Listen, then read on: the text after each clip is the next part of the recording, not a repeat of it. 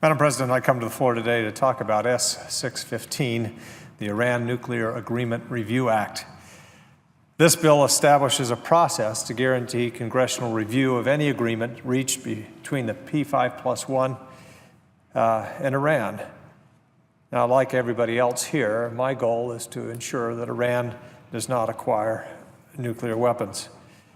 With this goal in mind, I've avoided supporting measures over the past 18 months that would impact the administration's ongoing negotiations. I believe that it's incumbent upon us to explore every avenue of diplomacy to stop Iran from getting a nuclear weapon. Now, there have been suggestions that this legislation we're considering today will negatively impact the negotiations for a final agreement. To the contrary, I think this legislation will improve the chances of reaching a final accord. Most importantly, it'll improve the chances that this accord will stand the test of time.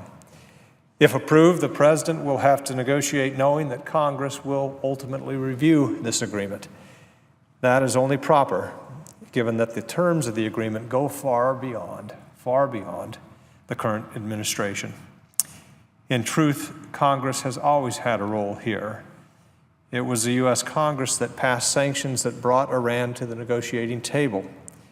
It is only the U.S. Congress that can permanently lift these sanctions.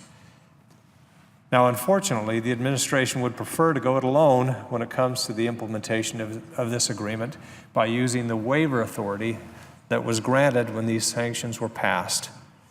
There is no dispute that the President can lift these sanctions on a temporary basis. But since this agreement is slated to last well beyond the President's term, and even the next President's term, any effective, enduring agreement has to have congressional buy-in. Let me repeat, if this legislation fails, the President will be able to sign a final agreement and have a nice signing ceremony. But an effective, enduring agreement to prevent Iran from obtaining a nuclear weapon will require congressional buy-in. We also need to recognize that we're not operating in a vacuum here. Once an agreement that includes our allies is reached, the multilateral sanctions regime that has been so effective to bring Iran to the negotiating table will be defunct. These sanctions have been effective because it has been Iran versus the West rather than Iran versus the U.S. It's unreasonable to assume that such a united front can be reassembled before Iran obtains a nuclear weapon. That's why the bill before us today is so important. It sets up a process for review by Congress of any agreement, preventing the administration from presenting Congress with a fait accompli. This legislation will not repeal any sanctions currently in place against Iran. Congress will still have to take action to lift these sanctions permanently.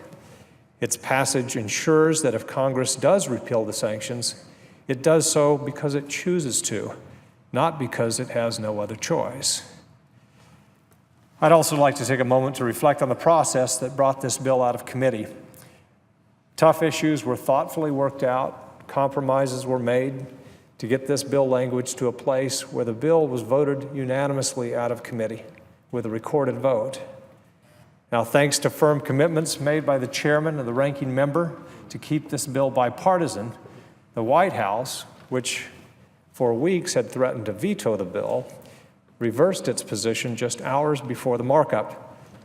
Now, this about-face was likely due to the fact that there were so many senators on a bipartisan basis lining up to support this bill.